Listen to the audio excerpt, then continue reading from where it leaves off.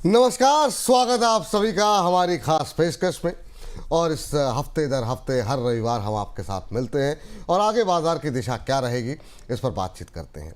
बीता हफ्ता कुछ उम्मीदें दे करके गया, खास तौर से जिस तरह का उतार चढ़ाव बाजार के अंदर देखने को मिल रहा था, उन सब में एक नई जान, नई ऊर्जा जो है वो आरबीआई गवर्नर ने फूकी। और शुक्रवार के सत्र में हमने देखा आरबीआई की तरफ से 25 बेसिस पॉइंट की कटौती आई और उसके बाद से बाजार में फिर से एक नया उछाल जो है वो आता हुआ दिखाई दिया।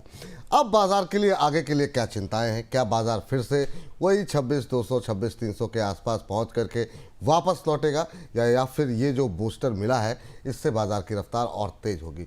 और सबसे बड़ा सवाल, अब क्या लौटेंगे एफआईआई? ये महत्वपूर्ण बड़ा सवाल बना हुआ है। इन तमाम पहलुओं पर बातचीत करते हैं। हमारे आज के विशेष मेहमान सुदीप बंदोपाध्याय जी हमारे साथ जुड़ चुके हैं। किसी परिचय की आवश्यकता नहीं। सुदीप सर, पहले तो बहुत बहुत धन्यवाद हमारा ये निमंत्रण स्वीकार करने के लिए, आज के कार्यक्रम का हिस्सा बनने के लिए। और पहली टिप्पणी सर आपसे जो शुक्रवार का फैसला हुआ है उस पर ही बात करना चाहेंगे, क्योंकि लास्ट टाइम जब आप हमारे साथ जुड़े थे तब आपने कहा था कि आरबीआई 25 बेसिस पॉइंट कटौती कर सकता है। जब जीडीपी नंबर्स आए तो बहुत लोगों के मन में ये दुविधा थी कि शायद अब नहीं होगा, जीडीपी नंबर 8% से ऊपर आए, लेकिन उसके बावजूद आरबीआई की तरफ से जो कदम उठाया गया फ्राइडे के सेशन में, आप इसे कैसे देख रहे हैं? ये अच्छा स्टेप था आरबीआई की तरफ से। और अगर आप देखेंगे आरबीआई से जितने भी एक्सपेक्टेशन थे वो सारे आरबीआई ने पूरा किया। तो जैसे कहा जा सकता है ना, कोई कंप्लेन की कोई गुंजाइश नहीं है। जो सारे एक्सपेक्टेशन, सारे जो उम्मीदें थी वो आरबीआई ने पूरा किया। हाँ, जीडीपी नंबर अच्छे आने के बाद कुछ व्यू ऐसा मिल रहा था कि शायद अभी रेट कट की जरूरत नहीं है। पर अगर आप इन्फ्लेशन को नजर में रखेंगे तो ये साफ लग रहा है कि आरबीआई की तरफ से रेट कट डेफिनेटली एक जरूरी है। और इसके साथ साथ मैं ये भी कहूंगा, जो पिछले जो जीडीपी के नंबर्स आए 8.2, वो कुछ हद तक स्टैटिस्टिकल जो जो जो जो फैक्टर्स हैं उसमें वो भी प्ले कर रहा था। और अगर आप किसी ने जो आरबीआई के जो अनाउंसमेंट फ्राइडे को आए उसमें जो आने वाले क्वार्टर्स के जीडीपी के आंकड़े के बात किया गया है, वहां पे ये साफ है कि 8.2 वाज एन एबरेशन। आरबीआई जो एक्सपेक्ट कर रहा है आने वाले क्वार्टर्स में जीडीपी ग्रोथ अच्छा है, पर 8.2 के आसपास भी नहीं है। तो आप 8.2 को पिवोट बना के अपना पॉलिसी आगे नहीं बढ़ा सकते हैं। आपको जो रियलिस्टिक एक्सपेक्टेशन है उसके हिसाब से आपको इंटरेस्ट रेट कट करके ग्रोथ को बढ़ावा देना एक्चुअली आरबीआई का फर्ज बनता है, और आरबीआई ने वही किया। और considering interest rates are significantly lower, inflation is significantly below 4%, जो कि बेंचमार्क आरबीआई का है, तो स्कोप अच्छा खासा स्कोप था। साथ में आरबीआई ने मार्केट में लिक्विडिटी सप्लाई करने के लिए जो ओपन मार्केट ऑपरेशंस की बात की है वो भी लिक्विडिटी मार्केट में बढ़ाएगा और मार्केट पार्टिसिपेंट्स को हेल्प करेगा क्रेडिट ग्रोथ के लिए। जी बिल्कुल सर। अभी जो कदम उठाए गए और जो जीडीपी का प्रोजेक्शन रखा गया है, अभी तक पहली छमाही में देखें तो जो नंबर्स हमारे सामने हैं वो 8% के आसपास आ रहे हैं। आरबीआई ने अब जो है जो अनुमान है उसे बढ़ा करके 7.3% कर दिया गया है। ये कैसा लग रहा है आपको? क्या हम इसके इर्द गिर्द रहेंगे, इसको बीट कर पाएंगे? आपकी क्या एक्सपेक्टेशन है सर? देखिए, मुझे तो लगता है कि फेस्टिव सीजन के बाद Q3 और Q4 दोनों क्वार्टर्स में कंजम्पशन डिमांड को बढ़ावा मिल रहा है और मिलेगा भी। और अगर ऐसा चलता है तो जीडीपी के आंकड़े 7.3 को भी मीट कर सकता है। पर इसमें एक खास बात है जिसका जिक्र मैं जरूर करना चाहूंगा कि इंडिया यूएस ट्रेड डील का एक उम्मीद मार्केट में और इकोनॉमी में भी बना हुआ है। अगर ये ट्रेड डील हो जाता है तो जरूर 7.3 को बीट कर पाएगा। पर अगर ये ट्रेड डील किसी कारण रुक जाता है या कुछ मतलब ऐसा डील होता है जिससे कि इंडिया का इंटरेस्ट पूरा प्रोटेक्ट नहीं होता है, तो शायद 7.3 के आसपास ही जीडीपी ग्रोथ के नंबर रुक जाएंगे।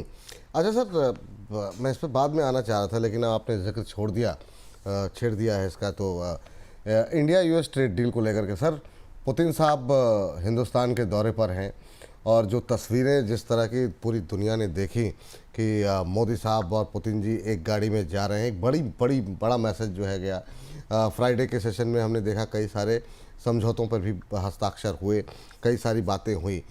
क्या ये जो चीज़ें चल रही हैं इससे आपको लगता है कि इंडिया यूएस ट्रेड डील थोड़ा और खिंच सकती है जिस तरह का ट्रम्प साहब का अब तक का रिकॉर्ड रहा है, जिस तरह का उनका रिएक्शन रहा है, तो क्या आपको लगता है कि ये अब दिसंबर में हो पाएगी इंडिया यूएस ट्रेड डील?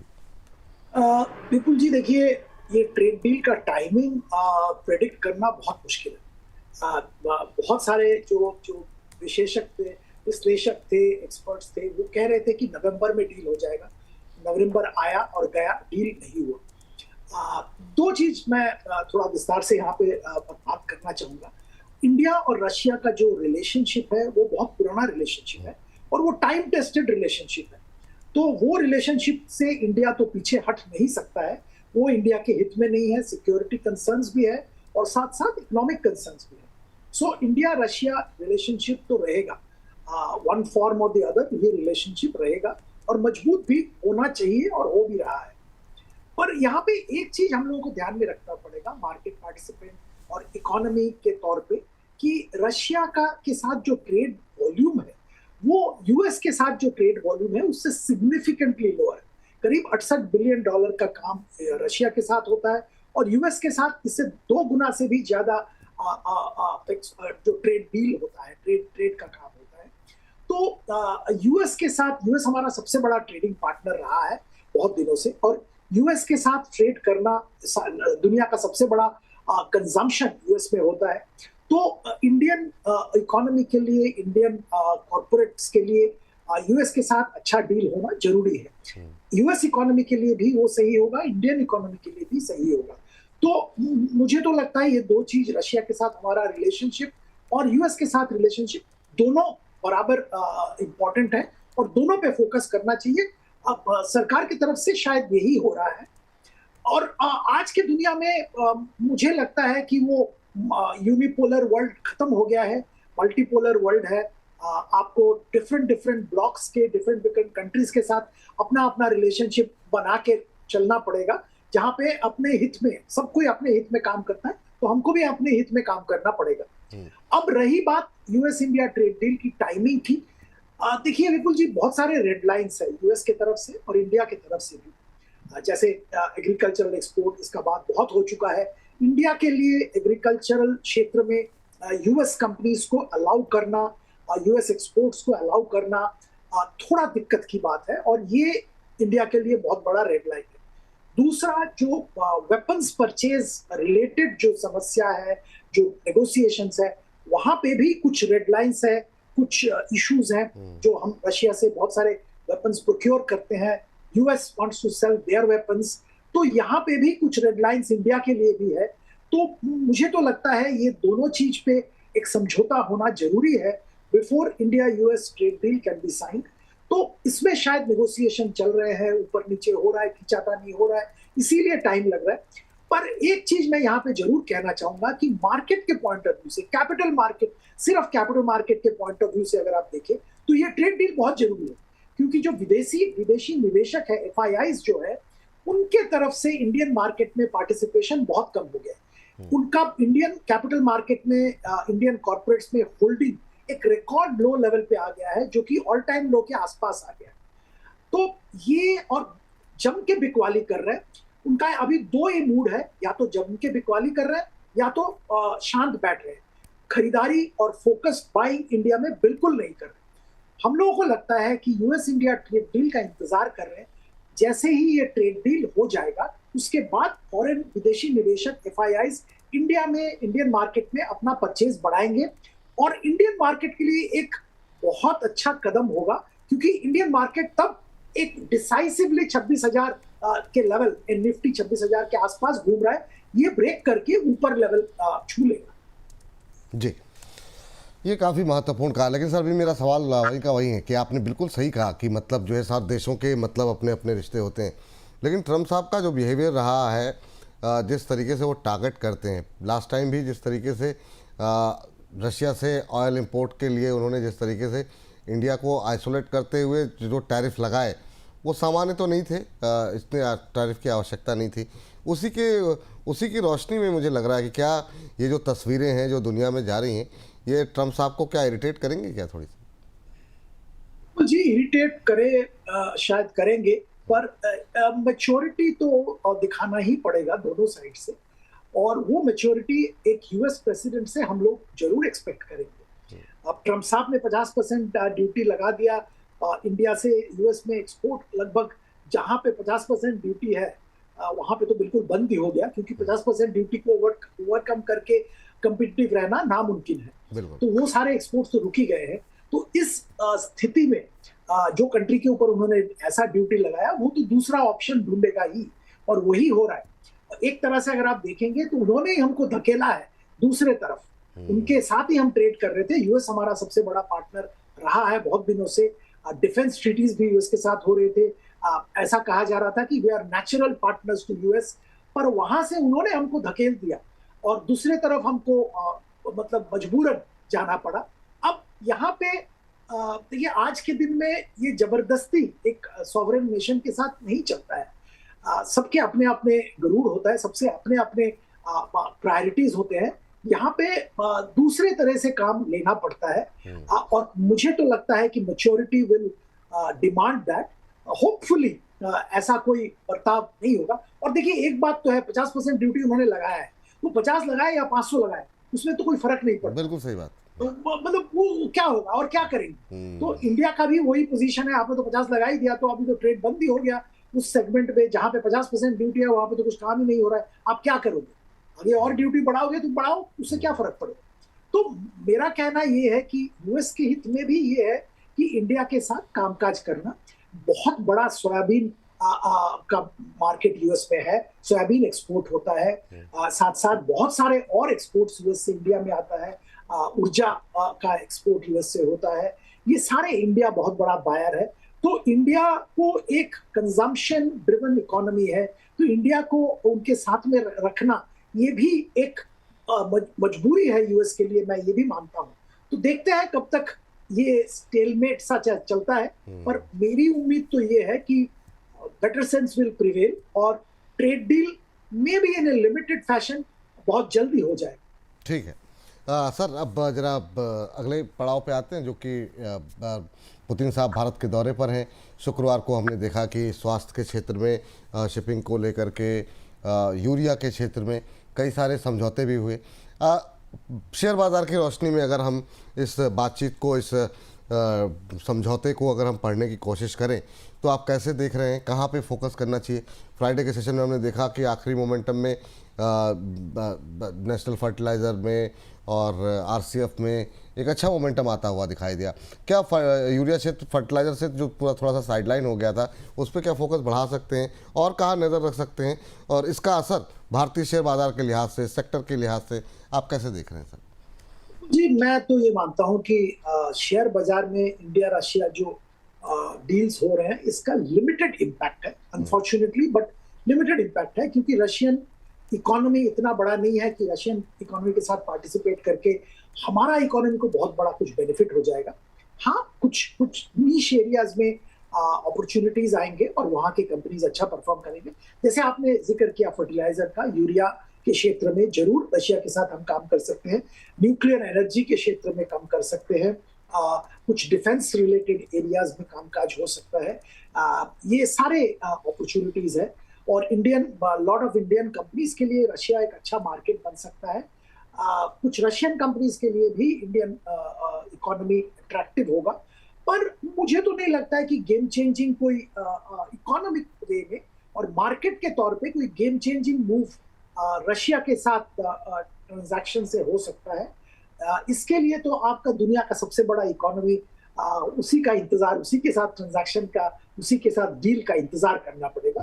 पर हाँ, फर्टिलाइजर क्षेत्र में हमारा व्यू कुछ दिनों से पॉजिटिव रहा है और इंडिया यूएस पर्टिकुलरली आरसीएफ वगैरह के साथ जो ट्रांजैक्शन, जो डील हो रहा है उसका बेनिफिट जरूर मिलेगा फर्टिलाइजर क्षेत्र को।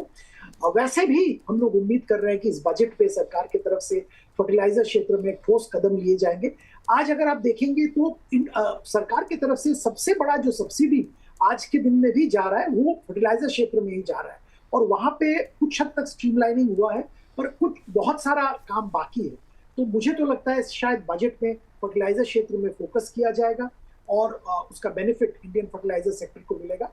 कोरोमंडल इंटरनेशनल हमारा फेवरेट स्टॉक है इस सेक्टर में। उसमें बहुत सारे और भी पहलू है, वो अलग से कभी डिस्कस करेंगे, पर मोटा मोटी फर्टिलाइजर में हमारा व्यू पॉजिटिव। ठीक सर। तो फर्टिलाइजर सेक्टर पॉजिटिव आउटलुक, खासतौर से बजट को ध्यान में रखते हुए, अभी जो समझौता हुआ उसको ध्यान में रखते हुए कोरोमंडल माफ़ कीजिएगा कि वहाँ पर सकारात्मक रुख रखना चाहिए। सर अब चूँकि समय थोड़ा आपके पास व्यस्तता है, तो अगले 5-7 मिनट हम फटाफट कोशिश करते हैं कुछ एक सेक्टर को एनालाइज करने की। सर आरबीआई के रेट कट के बाद क्या हम जो इंटरेस्ट रेट सेंसिटिव सेक्टर्स हैं, पहले बैंकों की बात कर लेते हैं, बैंकों पे अभी क्या व्यू है आपका? पीएसयूज़ की रैली जो थोड़ी सी अब थकती हुई दिखाई दे रही थी, वहाँ पे फिर से थोड़ी सी जान आती हुई दिखाई दी है फ्राइडे के सेशन में, क्या ये आगे कंटिन्यू रहती हुई दिखाई देगी? अभी प्राइवेट वर्सेस पीएसयूज़ क्या व्यू है बैंकों को लेकर के? आपके फेवरेट कुछ एक नाम अगर आप ले सकें तो। बिल्कुल जी, दो चीज मैं बताऊंगा। पहले तो आप एक चीज ध्यान में रखना पड़ेगा कि जब भी ब्याज दरें कम होती है, इमीडिएट बेनिफिट एनबीएफसीज को मिलते हैं, क्योंकि वहां पे जो लैग होता है, ट्रांसमिशन का जो टाइम डिफरेंस होता है, इंटरेस्ट रेट इकोनॉमी में कम होना और उनके कस्टमर को पास ऑन करना, इसके अंदर जो लैग है वो एनबीएफसी के क्षेत्र में ज्यादा होता है और एनबीएफसी को ज्यादा बेनिफिट होता है। और बैंकों का क्षेत्र में क्या होता है कि उनके मार्जिन में इमीडिएटली प्रेशर आ जाता है जब रेट कम होता है, तो इवेंचुअली क्रेडिट डिमांड बढ़ता है, वहां पे भी फायदा होता है। पर immediate benefit short medium term में, मीडियम तो मैं नहीं कहूंगा, शॉर्ट टर्म कह सकता हूँ, एनबीएफसीज को होता है। तो राइट नाउ जो ब्याज दरें कम हुए हैं उसका डायरेक्ट बेनिफिट एनबीएफसी को मिलेगा। और आपने शायद देखा भी होगा फ्राइडे के सेशन में सारे एनबीएफसी स्टॉक्स बहुत एक्साइटेड, बिल्कुल, बहुत शानदार प्रदर्शन रहा। जी जी, बहुत शानदार प्रदर्शन था। तो एनबीएफसी क्षेत्र में हमारे इस क्षेत्र में फेवरेट बहुत दिनों से गोल्ड लोन कंपनीज है, मुथूट, मन्नापुरम वगैरह। इसके साथ साथ हाउसिंग फाइनेंस में भी हमारा पॉजिटिव व्यू है और हाउसिंग फाइनेंस सेक्टर को भी इसका बेनिफिट मिलता है। एक तो उनके ब्याज दरें कम होती हैं, दूसरा क्योंकि ओवरऑल कस्टमर्स के लिए भी ब्याज दरें कम होता है, डिमांड बढ़ता है, तो एक अच्छा वर्चुअस साइकिल क्रिएट होता है। इस सेक्टर में हमारा पसंदीदा share right now Canfin Homes है, तो यहाँ पे जरूर ध्यान दिया जा सकता है। वैल्यूएशन भी अट्रैक्टिव है एक साल के नजरिए से। इसके साथ साथ आपने दूसरा सवाल किया पीएसयू वर्सेस प्राइवेट सेक्टर। हमारा व्यू साफ है। आप अगर पीएसयू में देखेंगे, वैल्यूएशन अभी भी सिग्निफिकेंटली पीछे है प्राइवेट सेक्टर की कंपैरिजन में। प्राइवेट सेक्टर में जो दिग्गज बैंक है वो 4-5 टाइम बुक पे काम हो रहा है, वेराज पीएसयू में जो दिग्गज बैंक एसबीआई वो भी 1.1 टाइम बुक पे काम हो रहा है। और जो छोटे मझोले पीएसयू बैंक है वो तो 1 से भी नीचे मल्टीपल पे काम हो रहा है बुक का। तो यहाँ पे जो सिग्निफिकेंट वैल्यूएशन गैप है ये ब्रिज होगा। ऐसा नहीं है, मैं नहीं कह रहा हूँ कि मल्टीपल सेम हो जाएगा, पर एक वैल्यूएशन पिकअप जरूरी है। हमारा पीएसयू क्षेत्र में फेवरेट बैंक है बैंक ऑफ महाराष्ट्र। अब इमीडिएट वोलेटिलिटी को भूल जाइए, सरकार की तरफ से कुछ स्टेक बेचा जा रहा है क्योंकि वो मिनिमम पब्लिक होल्डिंग वगैरह उसके कारण, पर उसको भूल जाइए। थोड़ा 6-12 महीने का नजर से बैंक ऑफ महाराष्ट्र खरीदिए, सेंट्रल बैंक ऑफ इंडिया खरीदिए। ये दोनों स्टॉक हमारा बहुत पसंदीदा शेयर है करंट स्टेटस, करंट पोजीशन पे। और ये सरकार की तरफ से जो कंसोलिडेशन की बात हो रही है, उसका टाइमिंग, कौन सा बैंक इसके साथ मर्ज होगा, ये सब पे दिमाग नहीं लगाते हैं। सिर्फ वैल्यूएशन और परफॉर्मेंस देख के मैं ये सजेस्ट कर रहा हूँ पीएसयू बैंक में जरूर ध्यान देना चाहिए। पीएसयू बैंक में निश्चित रूप से ध्यान देना चाहिए, निजी बैंकों से बेहतर है। एनबीएफसीज में Muthoot finance, Manappuram finance, Canfin Homes जैसे शेयर्स पे आप लोगों को निगाह रखनी चाहिए। Bank of Maharashtra, central bank, PSU banks में अच्छे लगते हुए दिखाई दे रहे हैं। सर ऑटो में काफ़ी गतिविधि देखने को मिली, खासतौर से ऑटो एंसिलरीज में काफ़ी अच्छा एक्शन देखने को मिला। रेट कट भी हुआ है, इससे पहले जीएसटी कट का फ़ायदा जो है हमने देखा कि डिमांड काफ़ी बढ़ाया उसने। रेट कट का भी फ़ायदा होगा, खासतौर से गाड़ियों की बिक्री में उसका फ़ायदा। ऑटो पे फोकस करें, ऑटो एंसिलरी पे फोकस करें सर, क्या अभी रहना चाहिए? नज़रिया आपका ऑटो को लेके क्या है सर? देखिए, अगर लॉन्ग टर्म की बात करें तो मैं तो ऑटो एंसिलरी का फैन हूँ, क्योंकि ऑटो क्षेत्र में विपुल जी क्या हो रहा है, ट्रांजिशन हो रहा है आइस से ईवी, इंटरनल कंबस्शन इंजन से ईवी पे ट्रांजिशन हो रहा है दुनिया भर में हो। और इस ट्रांजिशन में कौन विनर होगा किसी के हिम्मत नहीं है वो बताने का। और ये तो एस्ट्रोलॉजर शायद प्रेडिक्ट कर पाएगा, बाकी किसी के लिए ये संभव नहीं है। तो आपको मालूम नहीं है कि इवेंचुअली लॉन्ग रन में कौन विनर हो। हाँ, शॉर्ट टर्म में बात कर सकते हैं। मुझे लगता है कि मारुति अच्छा लग रहा है क्योंकि उनका स्मॉल कार का डिमांड कम था। अब सरकार की तरफ से सारे इंसेंटिव आए, रूरल इनकम में थोड़ा इनकम इम्प्रूवमेंट हुआ है, तो उनका छोटे गाड़ी जिसका डिमांड बहुत कम हो गया था, उसमें एक बहुत अच्छा अट्रैक्शन नवंबर के जो आंकड़े आए हैं उसमें देखने को मिला है। तो मारुति मुझे अच्छा लगता है शॉर्ट टर्म में। महिंद्रा अच्छा लगता है। पर अगर आप लॉन्ग टर्म की बात करें तो वहां पे बताना बहुत मुश्किल है। ऑटोमोबाइल में क्या होगा, कौन लीडर होगा ईवी में। पर यहाँ पे और एक चीज मैं बताऊंगा, ऑटो एंसिलरी ये एक क्षेत्र है जहां पे बहुत अपॉर्चुनिटी है, क्योंकि ये सारे जो एंसिलरीज है, पहली बात तो जो अच्छे एंसिलरी कंपनीज है वो ग्लोबल सप्लाई चेन के साथ इंटीग्रेटेड हो गए हैं और ग्लोबली आप BMW बोले, मर्सिडीज बोले, ऑडी बोले, सबको सप्लाई कर रहे हैं। साथ में इंडियन मैन्युफैक्चरर्स को भी सप्लाई कर रहे हैं और वो ईवी को भी सप्लाई करते हैं, आईसी इंजन को भी सप्लाई करते हैं। और अगर आप ईवी में ट्रांजिशन सक्सेसफुल हो जाए तो ईवी में पर व्हीकल कंपोनेंट ज्यादा हो गया है, तो उनका बिजनेस तो और भी बढ़ेगा। तो ओवरऑल मुझे तो लगता है अगर आप स्ट्रेटेजिक व्यू ले रहे हैं लॉन्ग टर्म के लिए तो ऑटो एंसिलरी में निवेश करना चाहिए। और इंडिया के कुछ ऑटो एंसिलरीज हैं जो कि ग्लोबल स्केल पे आप खेल रहे हैं। संबंधना मदरसन की बात करें, आप उनो मिंडा की बात करें, आप सोना BLW की बात करें, I think all of them are very good companies doing very well. Long term के नजरिए से आपको यहाँ पे जरूर पार्टिसिपेट करना चाहिए। हाँ, यूनो मिंडा सर, संवर्धना मदरसन, तीसरा नाम आपने एक और कौन सा लिया सर? सोना BLW। सोना बिल्डर, ठीक है सर। तो ये यहाँ पर आप लोग नज़र जो है वो बना सकते हैं। ऑटो एंसिलरी ऑटो स्टॉक से बेहतर दिखाई दे रही है। अगली सेक्टर जो है फटाफट सर, रियल एस्टेट में कुछ हो सकता है या फिर इसको अभी थोड़ा दूर रहना चाहिए सर अभी के सिचुएशन को देखते ऐसी हुए? कोई बात नहीं है बिल्कुल जी। रियल एस्टेट में हम लोगों को लगता है कि एक अपसाइकिल चल रहा है और ये अपसाइकिल का लगभग हम बीचों बीच है, तो अभी भी ये चलेगा। जो ट्रेंड है, ब्याज दरें कम हो रही है, इनकम बढ़ रहा है, डिस्पोजेबल इनकम बढ़ रहा है, अर्बनाइजेशन हो रहा है, तो रियल एस्टेट कंपनी आने वाले 3-5 साल और भी अच्छा परफॉर्म करेंगे। अभी भी बहुत अच्छा डिमांड है। तो हम लोगों को लगता है कि जो एफिशिएंट रियल एस्टेट कंपनीज हैं विद क्रेडिबल ट्रैक रिकॉर्ड और अच्छा लैंड बैंक, उनका आने वाले दिनों में भी प्रदर्शन अच्छा रहेगा। तो आप अगर NCR की बात करें तो DLF में बिल्कुल खरीदारी कर सकते हैं लॉन्ग टर्म के लिए। अगर मुंबई रीजन की बात करें तो लोधा डेवलपर्स में खरीदारी कर सकते हैं, आप गोदरेज प्रॉपर्टीज में खरीदारी कर सकते हैं, ओबेरॉय रियल्टी में खरीदारी कर सकते हैं। साउथ में भी बहुत सारे दिग्गज प्लेयर्स हैं, शोभा है, प्रेस्टीज है, वहां पे भी आप खरीदारी कर सकते हैं। पर इसमें ध्यान रखिए कि आपको 6 से 12 महीना मिनिमम देना पड़ेगा। ऐसा नहीं है कि ओवरनाइट बहुत कुछ होगा। चलिए, तो ये तो बात हो गई RBI के फैसले को लेकर के।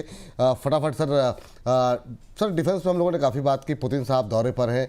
क्या इस दौरे से कुछ बदलेगा इस सेक्टर की को लेकर के? नई ऊर्जा आएगी? क्योंकि कई बार ट्रिगर पॉइंट होते हैं। और फोकस कहाँ करें सर, ये अपोलो माइक्रो या फिर इस तरह की जो PSU प्राइवेट कंपनीज हैं, या फिर जो पुरानी कंपनियां हैं? HL का मोमेंटम खराब हो गया सर, वो जो एक तेजस का विमान गिरा उससे, अभी क्या करना चाहिए सर?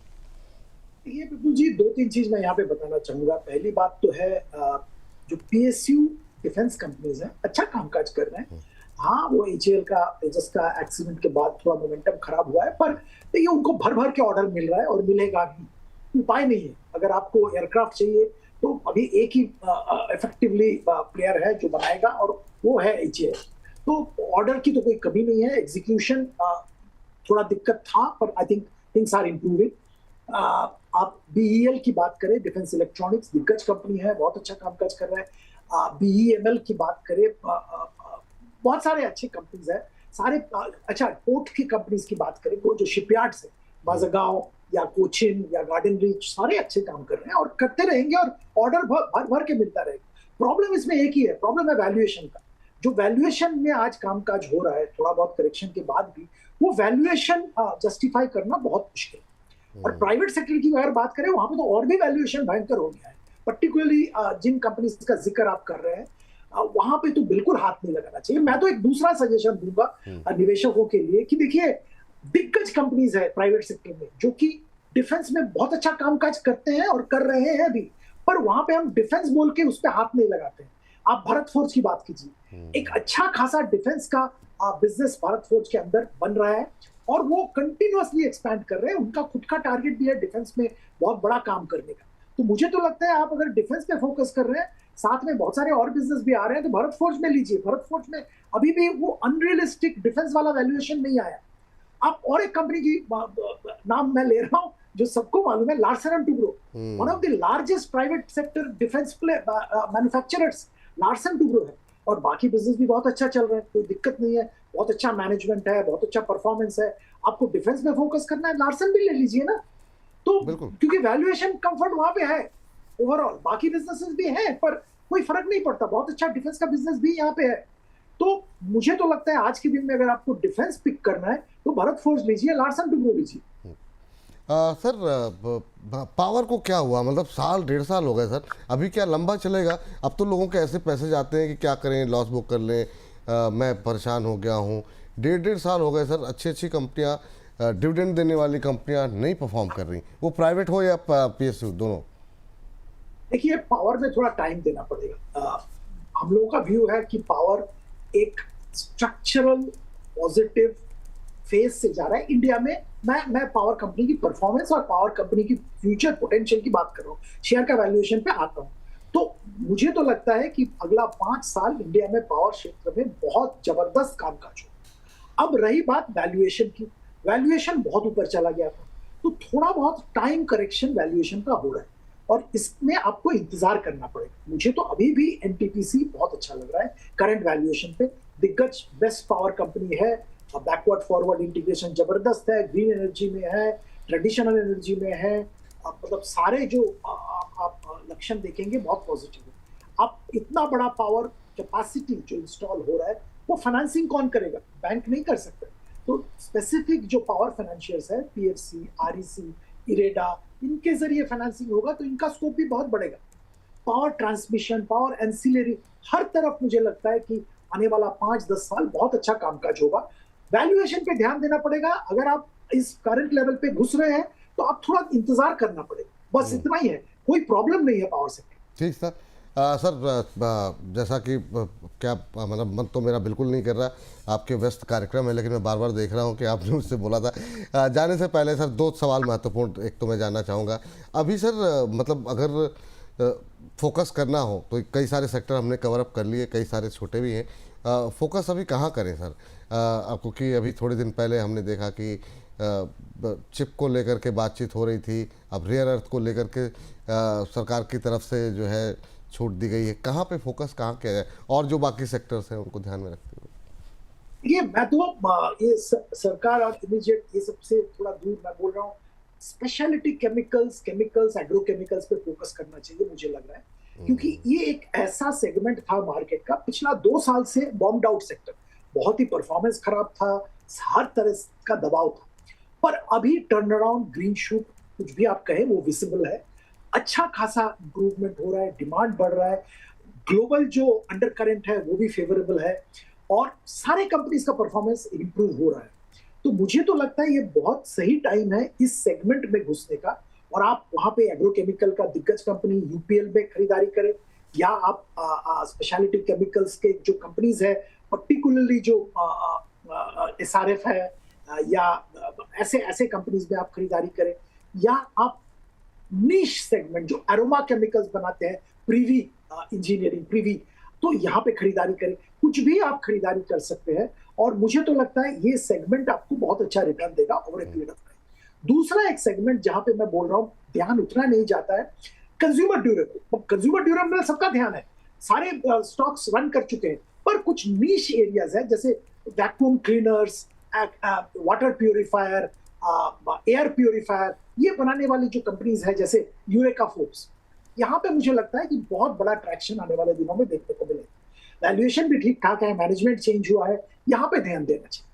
तो ऐसे आपको नीश सेगमेंट्स ढूंढना पड़ेगा, क्योंकि मार्केट तो चीप नहीं है, सस्ता नहीं है मार्केट वैल्यूएशन अच्छा खासा है, पर यहाँ पे भी आपको अगर अल्फा ढूंढना है तो आपको थोड़ा काम करना पड़ेगा। बिल्कुल सर, महत्वपूर्ण बात आपने कही सर।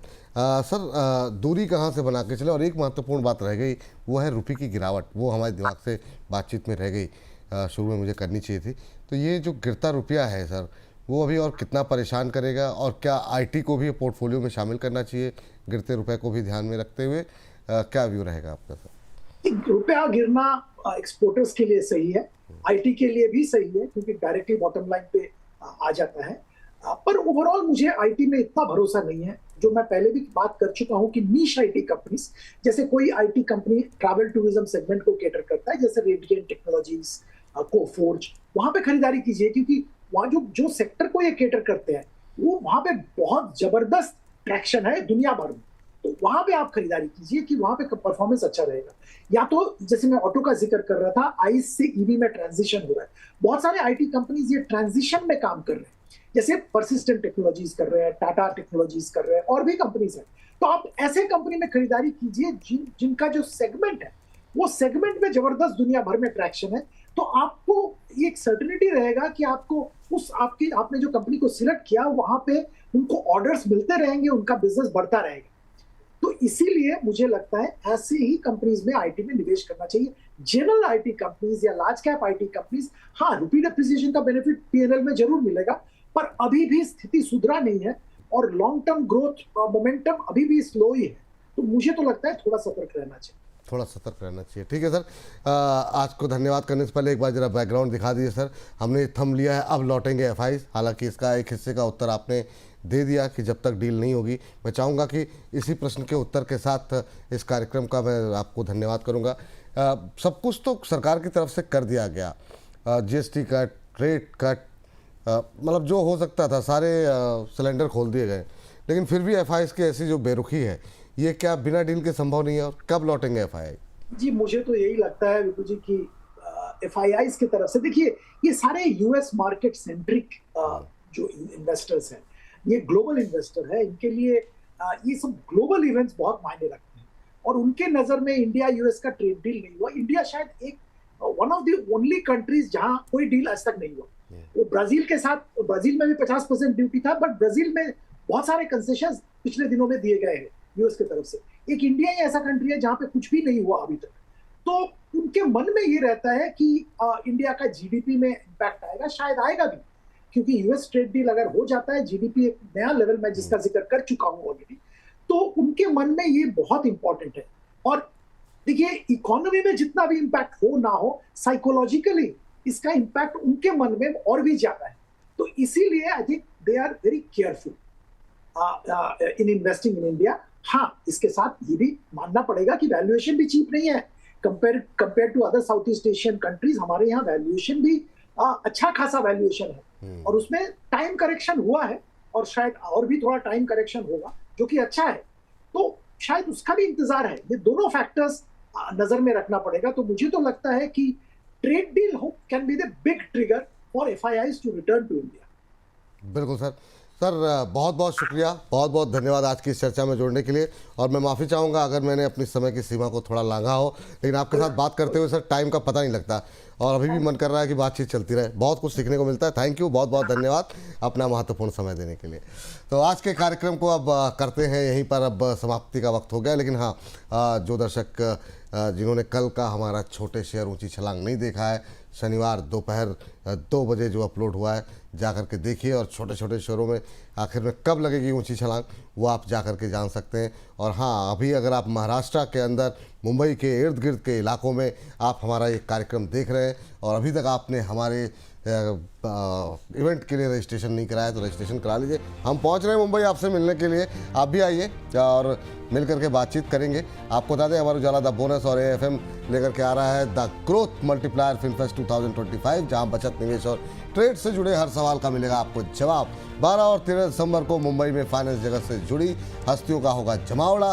13 दिसंबर को इस कार्यक्रम में शामिल होने के लिए वीडियो के डिस्क्रिप्शन में दिए गए लिंक पर क्लिक करें। इस कार्यक्रम के टाइटल स्पॉन्सर है Sanchay CRM for investment gurus, diamond sponsor है डबल टिक और Baroda BNP Paribas, mutual fund platinum pass sponsor है Axis mutual fund, ITI mutual fund, the wealth company mutual fund, ask investment managers और alpha bearish.